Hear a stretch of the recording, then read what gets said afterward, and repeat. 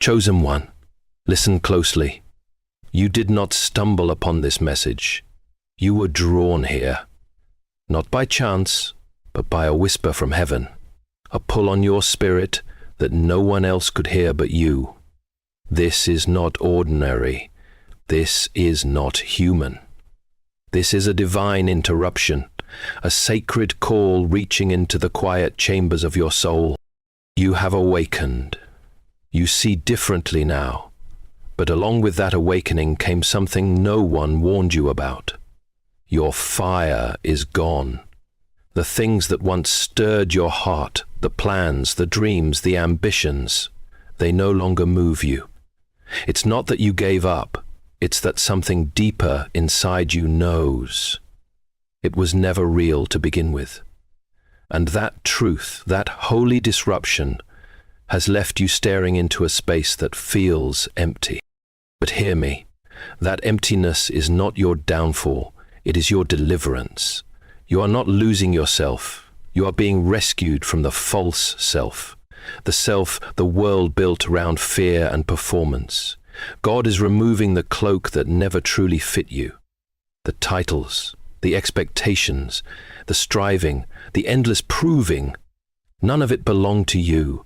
And now that you've awakened, you can't carry them anymore. You're not weak, you're being refined. You're not lost, you're being redefined by heaven itself. You are walking into a sacred silence. What you're feeling is not failure. It's holy space. The void. The pause between who you were and who you were always meant to be. It is not comfortable. It is not familiar. And yet it is divinely designed. Only the chosen are allowed to walk here. This is not a punishment. It is a preparation.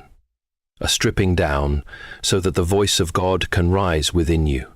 Not the voice of ego, not the voice of fear, but the quiet authority of heaven itself. The world taught you to move fast, to stay busy, to chase meaning through achievement. But heaven is slowing you down. The fire you lost was never your real power. That fire burned from the fuel of pressure, fear, and survival. And now God is showing you another kind of fire. One that doesn't scream, but burns eternal. One that doesn't come from the outside, but rises from within.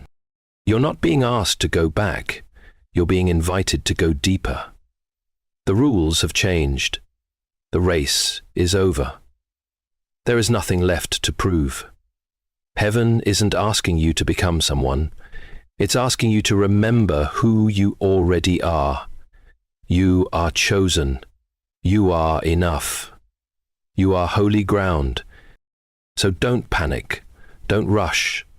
Don't fill the silence. Let the silence fill you.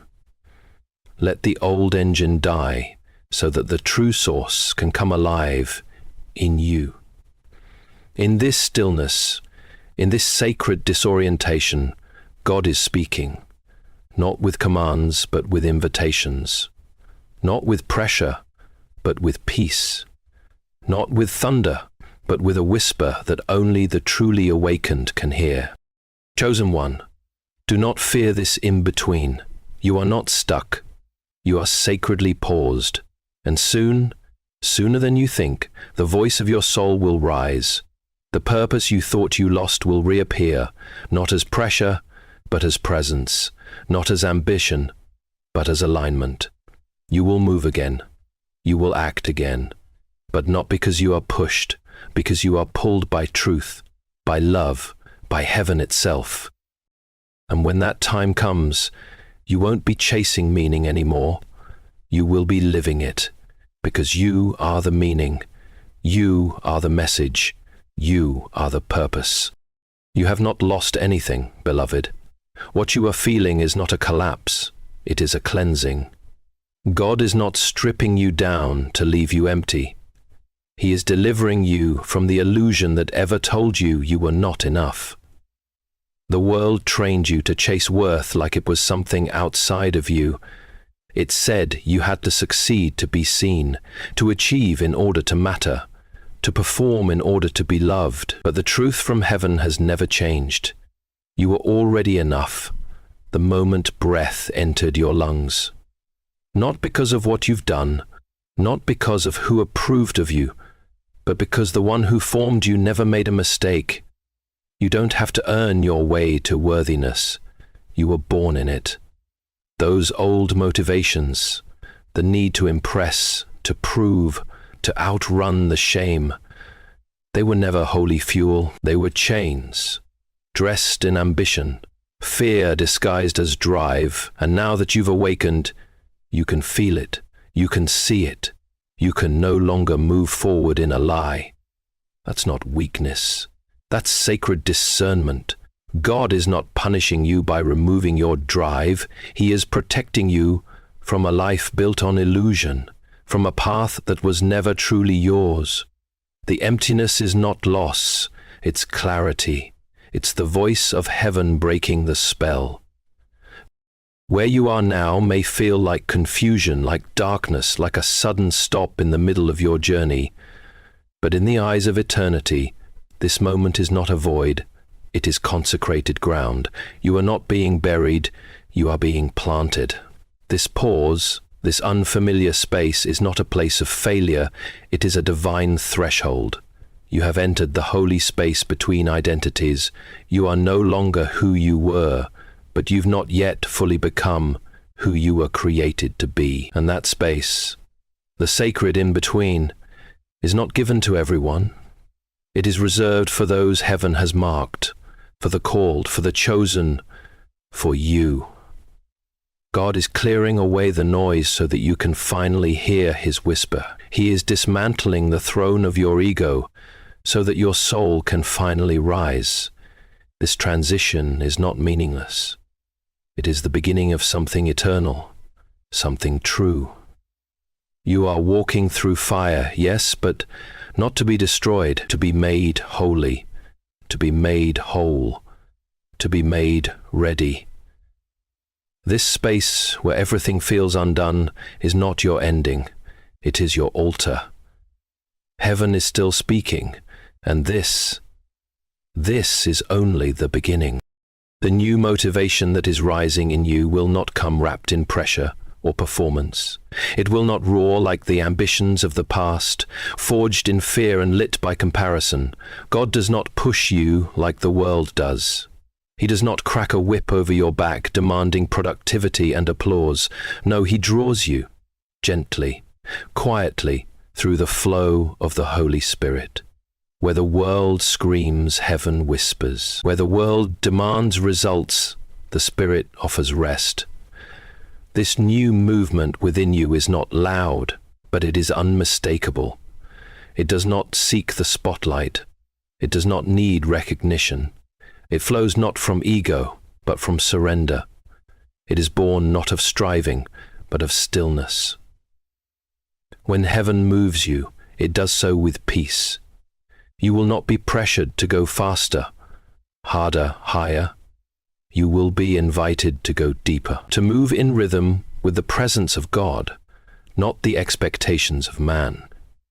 And this kind of motion, the kind that flows from truth, obedience, and the gentle nudge of the Spirit, it may seem slower, quieter, even invisible to others, but it is eternal, it is pure, and it will never leave you empty. If you're searching for the way forward, don't look for fireworks or frenzy. Don't chase adrenaline or approval. Instead, look for peace. Follow what softens your soul, not what stirs your panic. Pay attention to the spaces where your breath slows, where your heart calms, where you feel most like yourself. Not the version trying to be enough, but the version resting in the fact that you already are. The Spirit of God leaves fingerprints of stillness. The path of heaven is marked not by pressure, but by presence. If something quiets your mind, if it deepens your compassion, if it stirs your spirit to kindness, mercy, and truth, follow it. That is the compass of the Holy Spirit. That is the whisper you've been waiting to hear. Don't ignore the gentle pull just because it doesn't sound like the world. The footsteps of God do not stomp, they glide. And every time you choose peace over performance, you are stepping more fully into who you were created to be. You are not lost. You are being led by a hand that does not force but faithfully guides. Let peace be your map. Let stillness be your answer, and you will not miss your way. You were never meant to spend your life trying to become someone. God is not asking you to strive toward worthiness.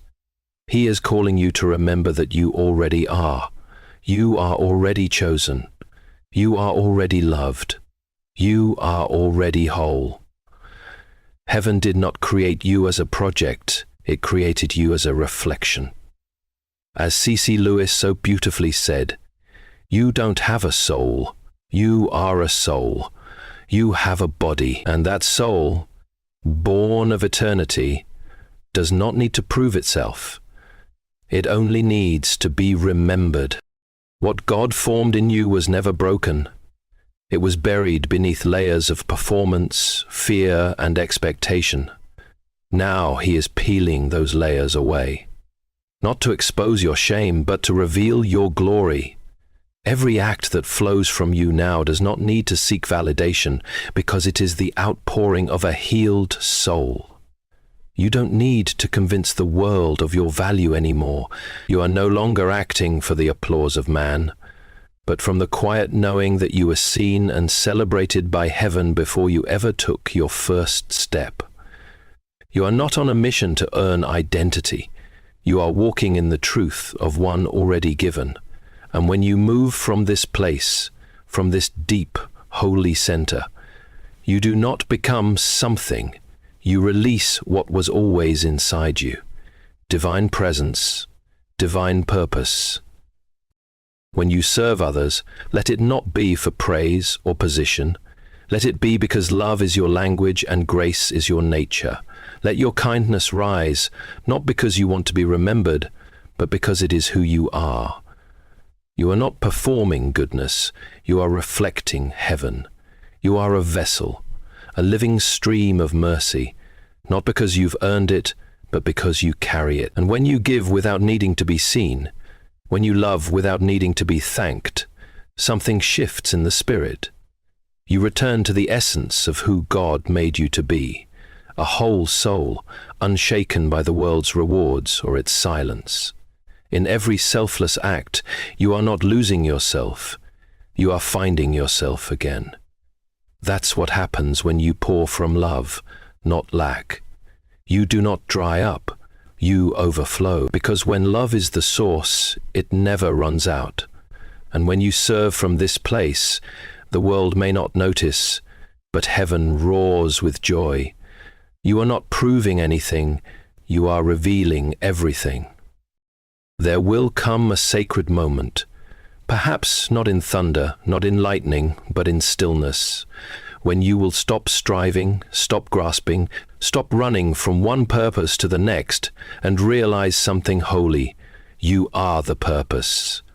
Not your accomplishments, not your reputation, not your ministry, your performance, your effort to be enough. You, your very being is what heaven designed, with intention, with affection, with destiny sealed into your breath. And when that realization dawns, it will not explode like fireworks. It will settle in you like light filling a quiet room. The world may never teach you this.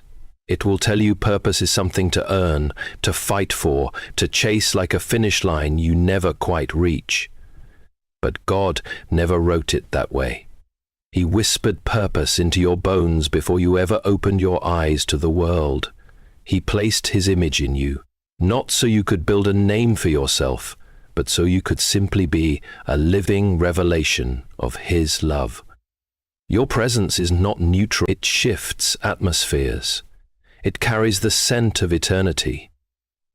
You are not background noise in creation.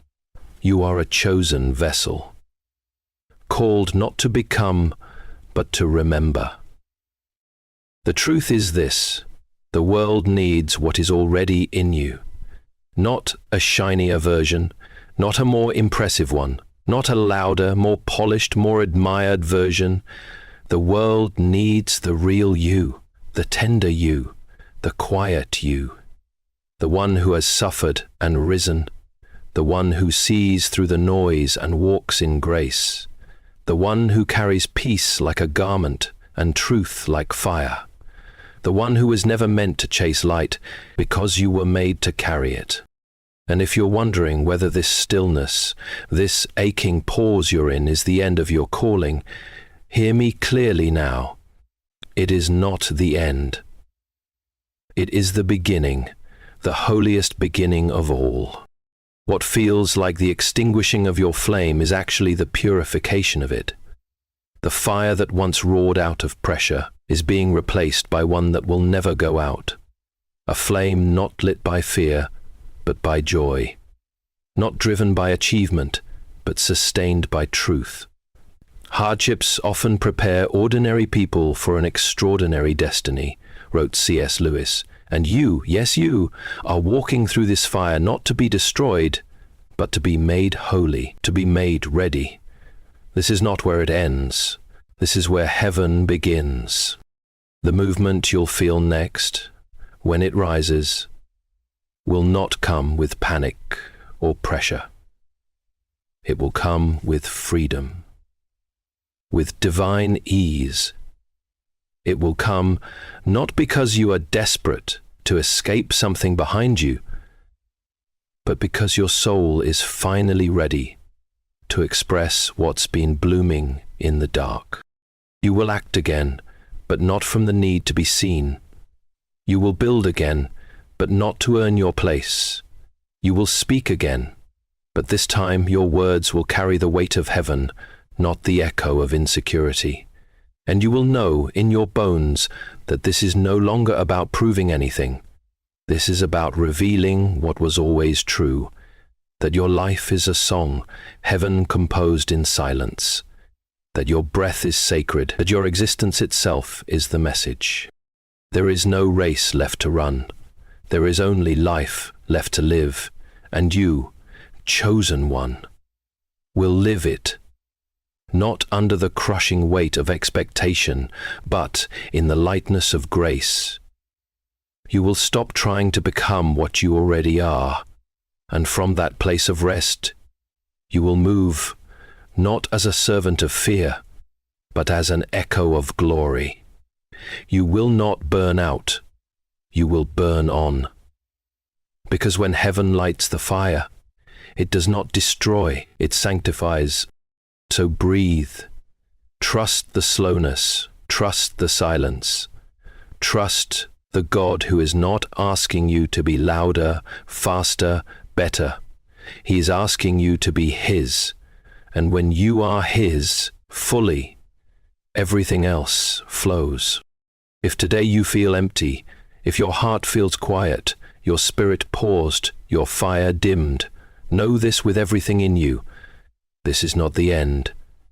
That emptiness is not evidence of failure. It is the sacred space heaven clears before it speaks. It is the silence that precedes revelation.